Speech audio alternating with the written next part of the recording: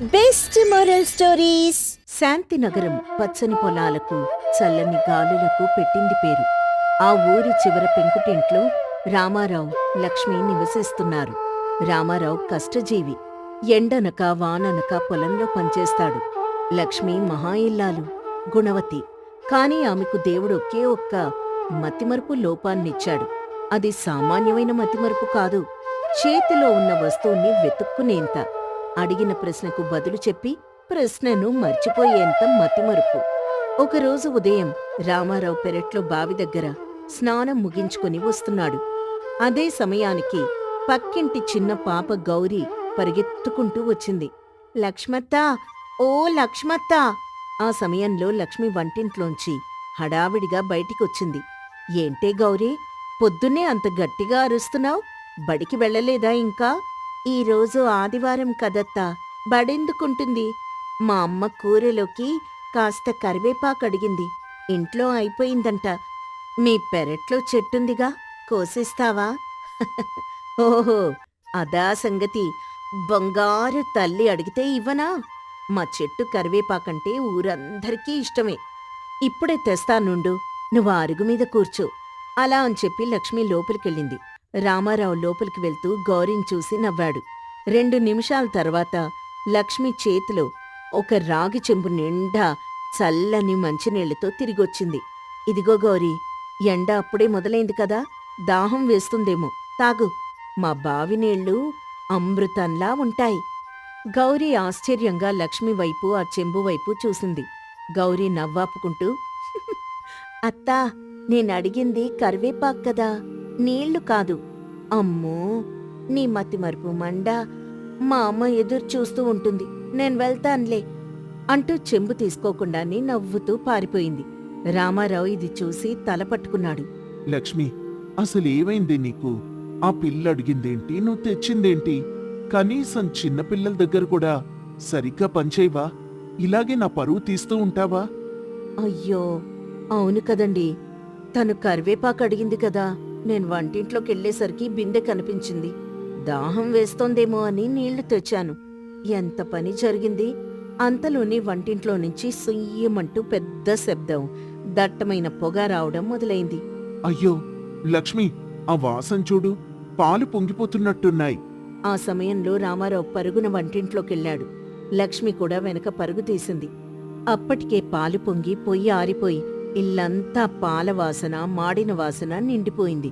రామారావు కోపంతో ఊగిపోతూ బయటికొచ్చాడు. రోజూ ఇదేనా నీ పని?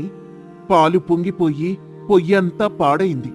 ఆవుని మేపడానికి నేను పడే కష్టం నీకు తెలుసా? పాలెంత కష్టపడితే వస్తాయో కూడా నీకు గుర్తుండదా? అసలు నీ బుర్రలో ఏముంది లక్ష్మి? క్షమించండి, ఇందాక పాలు పొయ్యి మీద పెట్టి పక్కింటి సరస్వతి పిలిస్తే వెళ్ళాను. తనేదో చీరల గురించి చెప్తూ ఉంటే మాటల్లో పడి మర్చిపోయాను. ఈ మతిమరుపు నన్ను కాల్చుకు తింటోంది.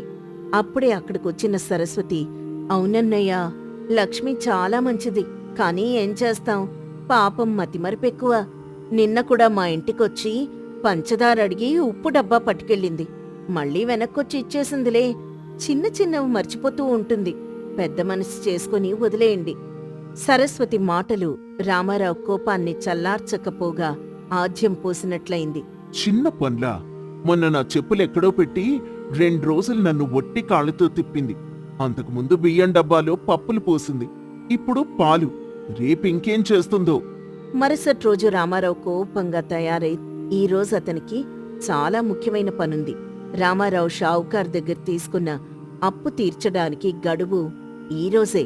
పొలం పనులు సరిగ్గా జరక్కపోయినా ఇంట్లో ఉన్న పాత సామాన్లు, పంట అమ్మి 1000 రూపాయలు సమకూర్చాడు. లక్ష్మి, నేను బయలుదేరుతున్నాను. అన్నట్టు సైకిల్ తాళం ఎక్కడ పెట్టావు? సైకిల్ తాళమా? ఉదయం తుడుస్తుంటే కనిపించిందండి. ఆ, గూట్లో పెట్టాననుకుంటా. లేదంటే దేవుడి పట్టం వెనకుందేమో చూడండి.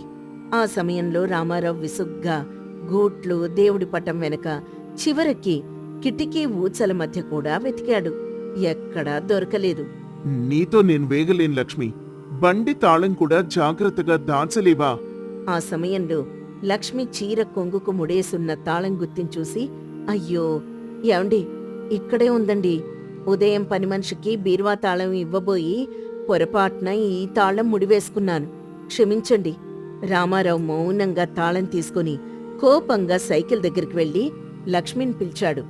లక్ష్మి, ఒక ముఖ్యమైన విషయం జాగ్రత్తగా విను. షావుకారు మనిషి వీరయ్య మధ్యాహ్నం అప్పు వసూలు చేయడానికి వస్తాడు. నేను రావడం కాస్త ఆలస్యం కావచ్చు. నువ్వా 1000 రూపాయలు తీసి అతనికివ్వు. డబ్బెక్కడుందో గుర్తుందిగా? ఆ గుర్తుందండి. నిన్న రాత్రి మీరు కట్టెల దొడ్లు ఆ పెద్ద టేకు ముద్దు కింద తవ్వి పెట్టారు కదా. అవును, చాలా జాగ్రత్త. అది మన ప్రాణం.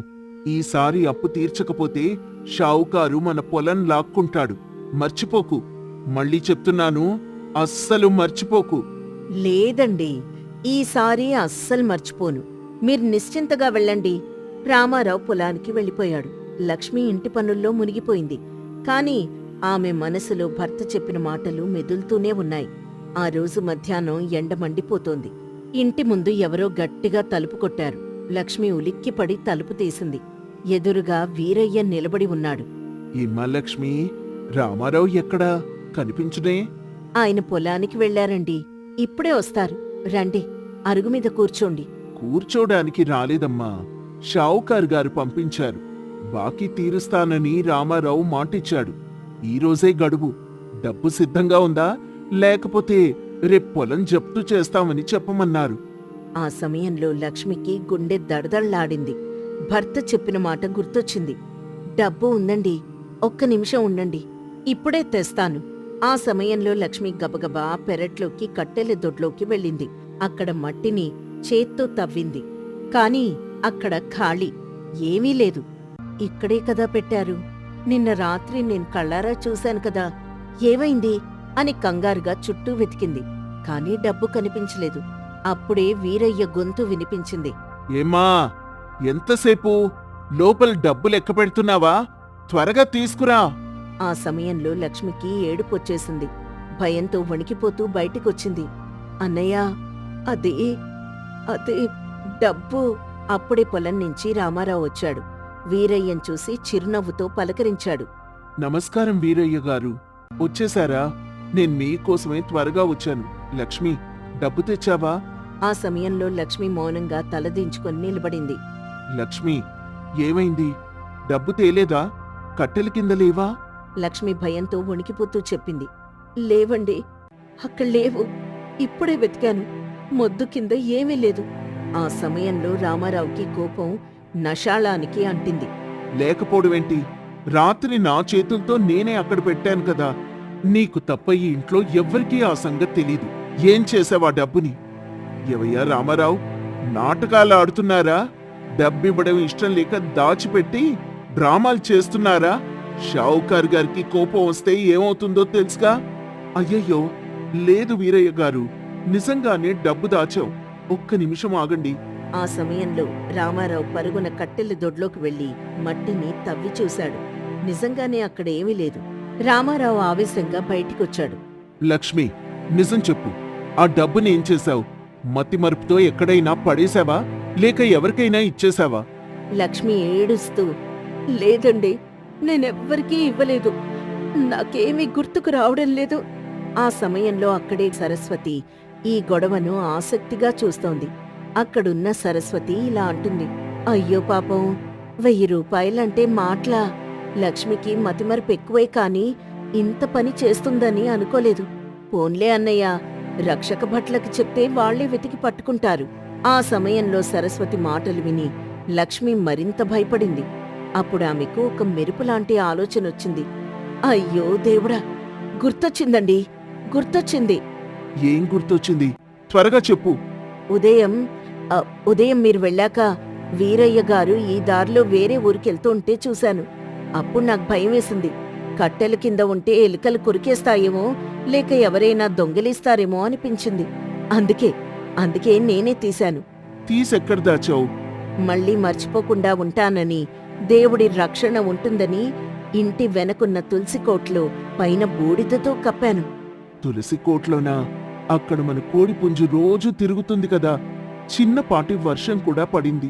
ఆ తడికి నోట్లేమైపోయాయో అని చెప్పి రామారావు, వీరయ్య, సరస్వతి అందరూ తులసి కోట వైపు పరుగు తీశారు.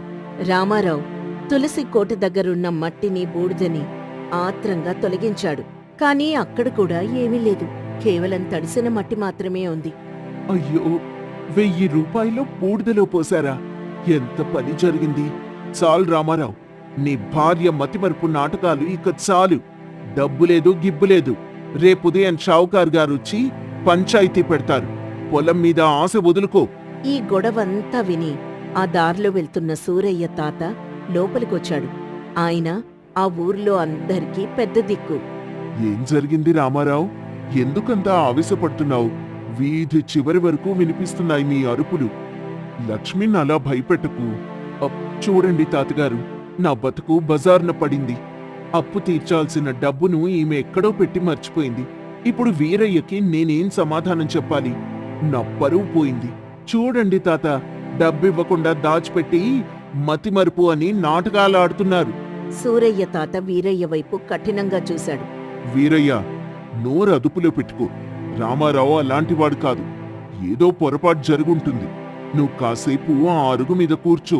సూరయ్య తాత రామారావు దగ్గరకొచ్చి, రామారావు, ఆవేశంలో ఆలోచన చచ్చిపోతుంది. లక్ష్మి మతిమరుపు మనిషే కాని బాధ్యత లేంది కాదు. ఆమెకు డబ్బు విలువ తెలీదా? ప్రశాంతంగా ఆలోచించు. అసలు డబ్బు కట్టెల కింద పెట్టానని నువ్వు ఆమెకి చెప్పావా? చెప్పాను తాత, నిన్న రాత్రే చెప్పాను. ఉదయం కూడా గుర్తు చేశాను.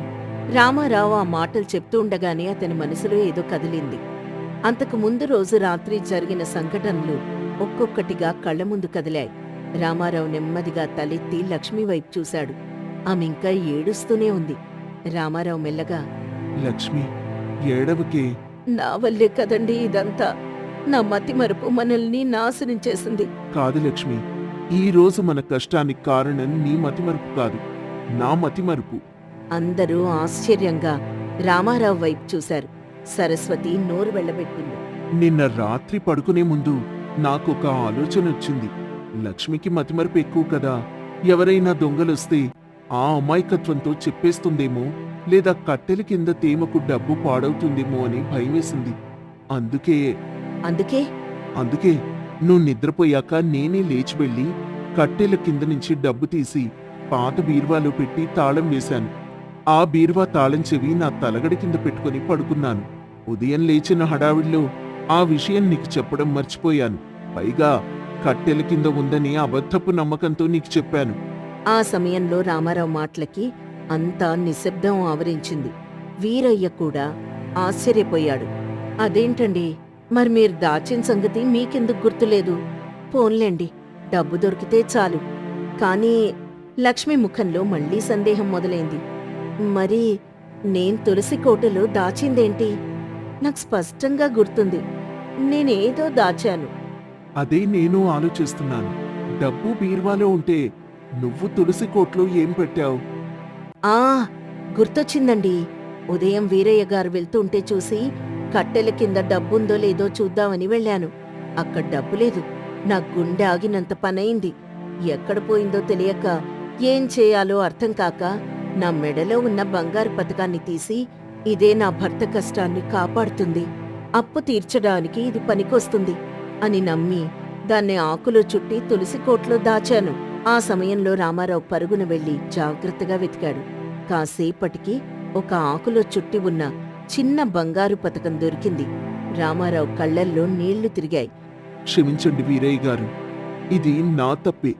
ఇదిగోండి మీ డబ్బు, వడ్డీతో సహా ఉంది. పర్లేదులే రామారావు, మనుషులన్నాక మతిమరుపు సహజం. కాని నీ భార్య మతిమరుపు వెనుక ఎంత ప్రేముందో చూడు. ఆ బంగారు పతకం లేకపోతే ఈ రోజు నీ పరువు పోయేది కాదు. కాని ఆమె త్యాగం మాత్రం చాలా గొప్పది అని చెప్పి వీరయ్య వెళ్ళిపోయాడు. అప్పుడు సూరయ్య తాత నవ్వుతూ ఇలా అన్నాడు. చూసావా రామారావు, తొందరపాటు తగదయ్యా. నీ భార్య నీ డబ్బునే కాదు, నీపై నమ్మకాన్ని కూడా కాపాడుకుంది. ఇకనైనా ఆ సరస్వతి మాటలు విని నీ భార్యని తక్కువ చేయకు. రామారావు లక్ష్మి దగ్గరకొచ్చి, నన్ను క్షమించు లక్ష్మి, నాకు మతిమరుపుంది. కాని నువ్వు వస్తువుల్ని మర్చిపోయినా ధర్మాన్ని, నా మీద ప్రేమని మర్చిపోలేదు. ఇక నుంచి నీ మతిమరుపు నా కోపంగా కాకుండా నా నవ్వుగా మారుతుంది.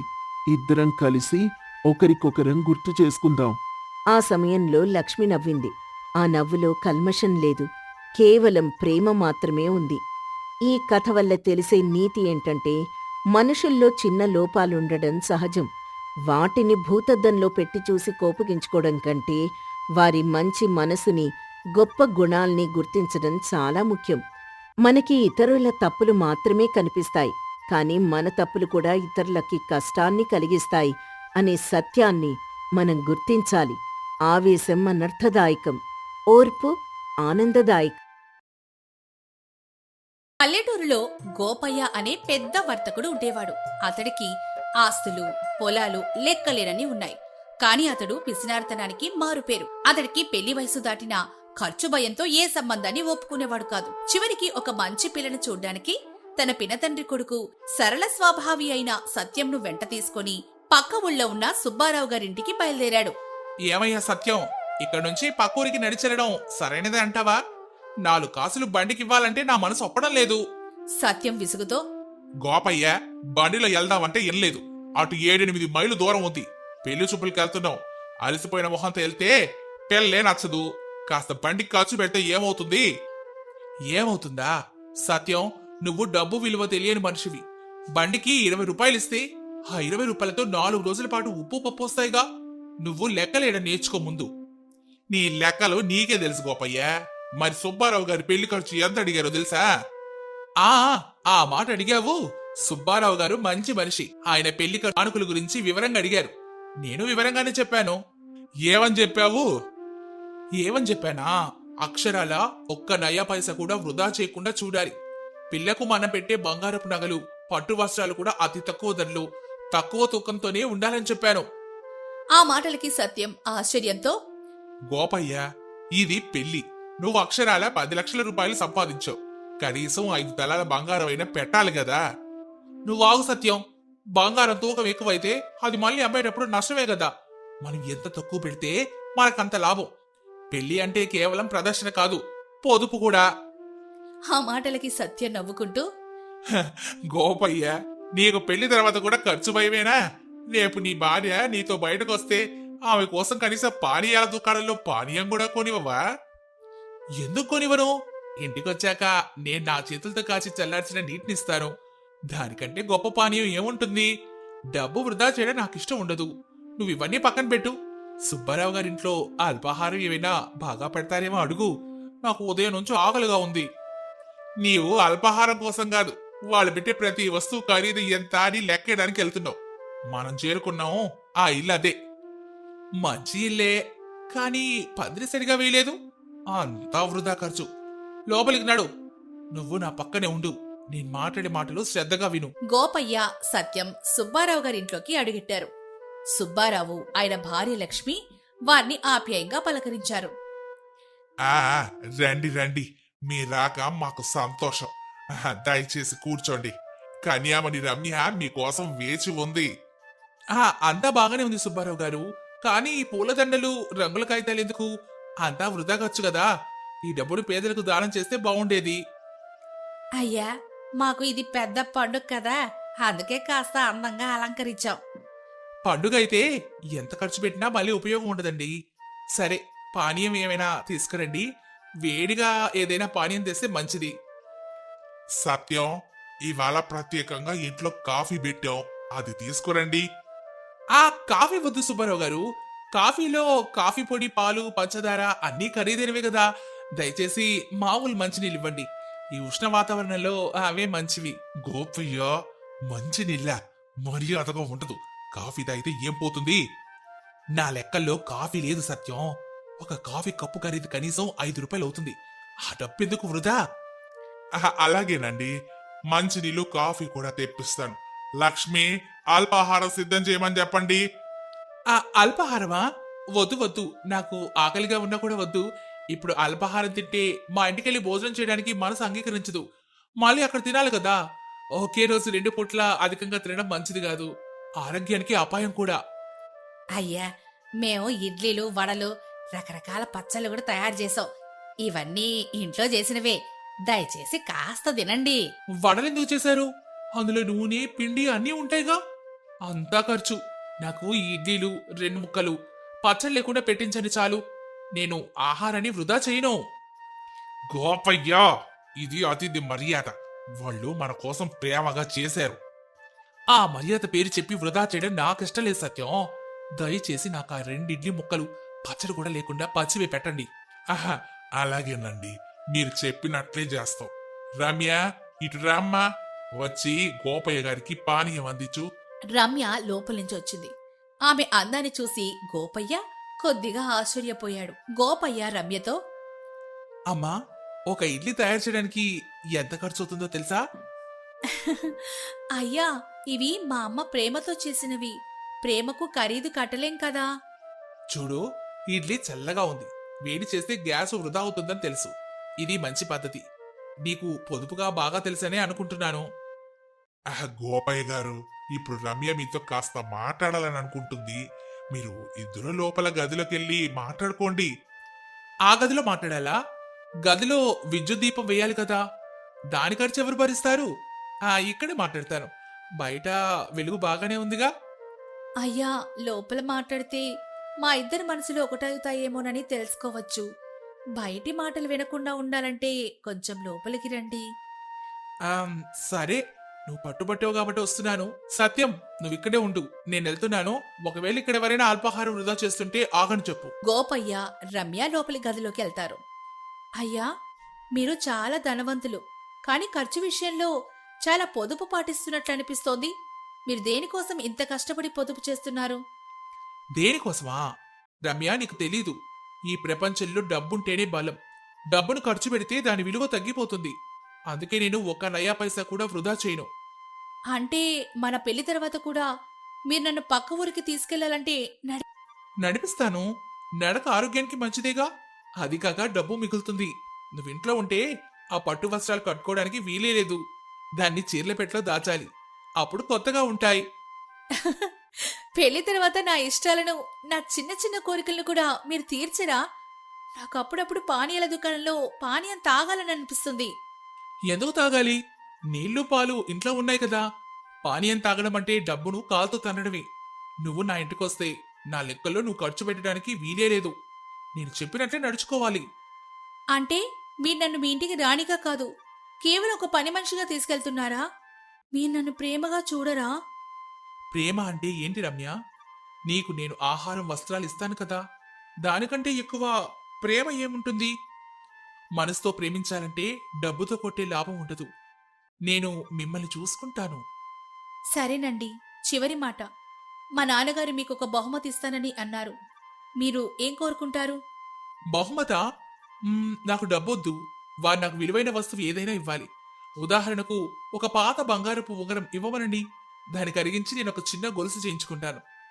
మీకు ఉంగరం కంటే గొప్ప బహుమతి ఇస్తాను. ఏంటది? ఇప్పుడే చెప్పు. ఎక్కువ ఖరీదైతే నేను అంగీకరించను. మీకు నేను బహుమతిగా మా ఇంట్లోనే ఉండిపోతానని చెప్తున్నాను. గోపయ్య ఆశ్చర్యంగా, ఏమంటున్నావు రమ్య? అంటే నువ్వు నన్ను వివాహం చేసుకోవడం లేదా? లేదు, నేను చేసుకోవడం లేదు. మీరు కేవలం డబ్బును పొదుపును మాత్రమే ప్రేమిస్తున్నారు. మీ మనసులో ప్రేమ లేదు. మనుషులు మనసులు ప్రేమ కంటే డబ్బు ఖర్చులు లెక్కలే మీకు ముఖ్యం. మీరు నాకంటే ఎక్కువ మీ లెక్కల చిట్టాను ప్రేమించే మనిషి. కాని నేను ధనవంతుణ్ణి రమ్య. నేను అన్ని సుఖాలు ఇస్తాను కదా. సుఖాల కోసం కాదు, నేను ప్రేమ కోసం బ్రతుకుతాను. మీరు నాకంటే ఎక్కువ డబ్బును ప్రేమిస్తున్నారు. మీ ఆస్తి మీకు శుభం కలగనివ్వాలి, కానీ ఆ ఆస్తిలో నేనుండలేను. గోపయ్య ఆశ్చర్యపోయి బయటకొచ్చాడు. సుబ్బారావు గారు, మీ అమ్మాయి నన్ను వివాహం చేసుకోవడానికి ఒప్పుకోవడం లేదు. ఇది అన్యాయం. నేను ఇంత ధనవంతుణ్ణి కదా. కూర్చోండి గోపయ్య. మా అమ్మాయి చెప్పింది నిజమే. ధనం అనేది బయట విషయం, మనసు అనేది లోపల విషయం. గోపయ్య కోపంగా, నా పరువు తీశారు. మీ ఇంటి ఖర్చంతా నా లెక్కలో ఉంది. ఆ అల్పాహారం, ఆ మంచినీళ్లు అన్నిటినీ డబ్బు లెక్క ఇయ్యాలి. ఆగు గోపయ్య, నువ్వు దేనికోసం బతికావు? డబ్బు లెక్కల కోసం. కానీ ఈ రోజు నీకు మనసు లెక్కలు చూపించాను. అయ్యా, నేను చేసిన అల్పాహారానికి, పెట్టిన పానీయానికి ఖర్చు నేను భరిస్తాను. మీరు దయచేసి లెక్కొద్దు. మీరు భరించాల్సిన అవసరం లేదండి, నేనే భరిస్తాను. మొత్తం లెక్కెంత నాకు చెప్పండి. గోపయ్య, నా ఇంట్లో మర్యాదకి లెక్కుండదు. నీవు మా ఇంటికి వచ్చావు, అది మా అదృష్టం. ఈ రోజు నీకు మేము ఒక పాఠం నేర్పాం. ఏంటా పాఠం? మనిషికి దానం ఎంతన్నా మనసులో దయ, దానం, ప్రేమ లేకపోతే ఆ ధనం వృధా. మీరు పిల్లని చూసేందుకు వచ్చారు, కానీ మీరు కేవలం ఖర్చు లెక్కలే చూశారు. మీకు ప్రేమ లేదు, మానవత్వమే లేదు. సరిగ్గా చెప్పారు బాబాయ్. గోపయ్య, నీకు ఈ రోజు ఒక మంచి భార్య దొరికే అవకాశం వచ్చింది, కానీ నీ పిసినారితనం వల్ల ఆ అవకాశాన్ని కోల్పోయావు. నిజమైన ధనం అంటే 10 మందికి పంచే గుణం, భార్యపై చూపించే ప్రేమ, ఇంట్లో పెంచే నమ్మకం. నీ దగ్గర ఆ ధనం లేదు. నాకు అర్థమైంది సత్యం. నేను నా లెక్కల చుట్టాల ముందు మనుషుల విలువను మర్చిపోయాను. నేను సంపాదించిన డబ్బు ఎవరి కోసం? నా కోసమే కదా. దాన్ని ఖర్చు పెట్టడానికి కూడా భయపడితే ఆ డబ్బుతో లాభమేముంది? ఇప్పుడు నీకు తెలిసినా చాలు. నువ్వు పిసినారితనాన్ని వదిలి నీ మనసును మార్చుకుంటే నీకొక మంచి భార్య దొరుకుతుంది. నీకు రమ్మేనివ్వడం మాకిష్టం లేదు. సత్యం, నడువు. మనం నడిచెళ్ళినా బండ్లో వెళ్ళినా డబ్బును దాచడం వల్ల ఆనందం రాదు. నేను ఇప్పటి వరకు కూడబెట్టిన ధనం మొత్తం వృధా. ధనం కాదు కోపయ్య, నీ జీవితమే వృధా అయింది. ఎప్పుడైనా మారితే నీకు మంచి రోజులు వస్తాయి. గోపయ్య ఆ రోజు నుంచి మారడానికి ప్రయత్నించాడు. తన పిసినారితనాన్ని తగ్గించుకొని పేదలకు సహాయం చేయడం, తన చుట్టూ ఉన్న మనుషులను గౌరవించడం నేర్చుకున్నాడు. మరి ఈ కథ ద్వారా మనం తెలుసుకున్న నీతేంటో తెలుసా? పిసినారితనం అనేది మనిషికి ఎంతటి ధనాన్నిచ్చినా మానవత్వం, ప్రేమ, సంతోషం వంటి నిజమైన సంపదలను దూరం చేస్తుంది. నిజమైన ధనం ఆస్తుల్లో కాదు, మనసులో ఉండే దయ, ప్రేమలోనే ఉంటుంది. ఈ సంపదను పంచుకోవడానికి ఎప్పుడూ వెనకాడకూడదు.